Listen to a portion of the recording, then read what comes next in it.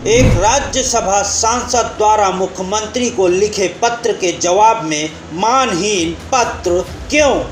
माननीय मुख्यमंत्री जी को कल पत्र लिखा था और सरकारी मेल से भेजा, तो उन्होंने मेरा पत्र एक जनरल जैसे कोई आम जनता भेजती है वैसे उन्होंने लिख दिया कि आप शिकायत प्रकोष्ठ में जाकर के शिकायत करिए। वहाँ जन सुनवाई सेल में जनता का सांसद क्यों?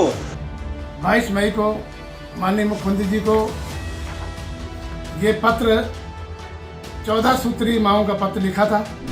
क्या विपक्षी सांसद को जनहित में मांग करने का अधिकार नहीं होता? मुझे बड़ा दुख हुआ, मैं अपने को ठगा महसूस किया कि माननीय मुख्यमंत्री जी बांदा आए, केवल भाषण देके चले गए। राम राज्य में कोरोना योद्धा और इंसानों के भगवान कहे जाने वाले डॉक्टरों के साथ धक्का मुक्की क्यों?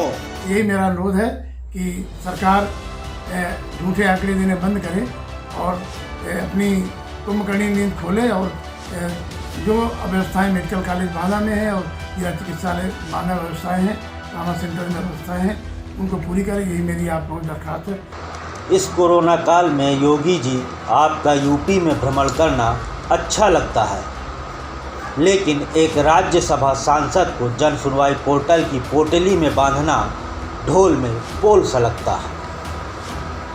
उत्तर प्रदेश के मुख्यमंत्री योगी आदित्यनाथ कोरोना महामारी में स्वास्थ्य व्यवस्था का जायजा लेने के लिए बीते कई दिनों से उत्तर प्रदेश के जिलों में जाकर भ्रमण कर रहे हैं और व्यवस्थाओं का रिपोर्ट कार्ड देख रहे हैं। इसी कड़ी में मुख्यमंत्री का दौरा जनपद बांदा के लिए भी तय हो गया।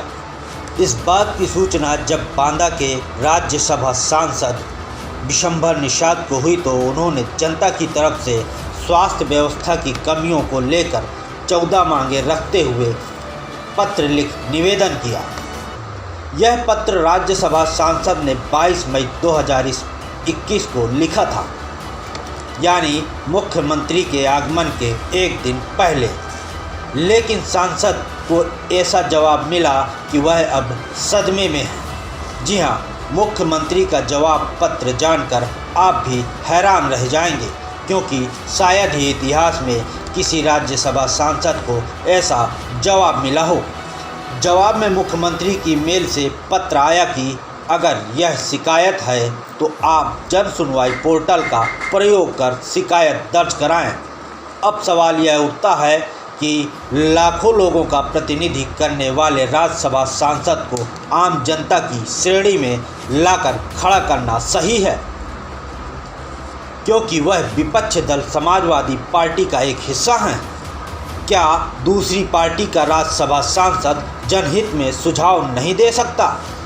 क्या व्यवस्थाओं में हो रही कमियों को दूर करने के लिए मुख्यमंत्री से सीधे तौर पर शिकायत नहीं कर सकते? गौरतलब है कि योगी आदित्यनाथ व्यवस्था का जायजा लेने बांदा आए तो, लेकिन चले वहीं जहां हुक्मरानों ने चलने के लिए कालीनें बिछा रखी थी।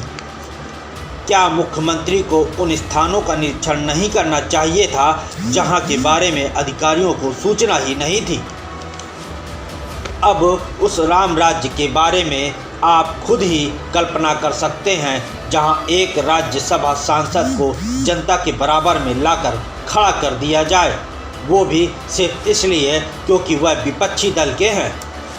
इतना ही नहीं, जहां कोरोना योद्धा और इंसानों के भगवान कहे जाने वाले डॉक्टरों को ही मुख्यमंत्री से न मिलने दिया जाए और पुलिस द्वारा धक्के मारकर बाहर कर दिया जाए, वहां की व्यवस्था का आप अंदाज़ा लगा ही सकते हैं।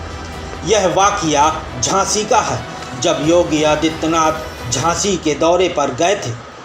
खैर, मुख्यमंत्री जी, फिर भी जनता आपका शुक्रिया अदा करती है कि कम से कम आपने जनपदों का दौरा तो किया। आपके दौरे मात्र से ही कुछ दिनों के लिए ही सही कुछ सुधार तो हो ही जाता है। वॉइस ऑफ बुंदेलखंड के लिए ब्यूरो रिपोर्ट।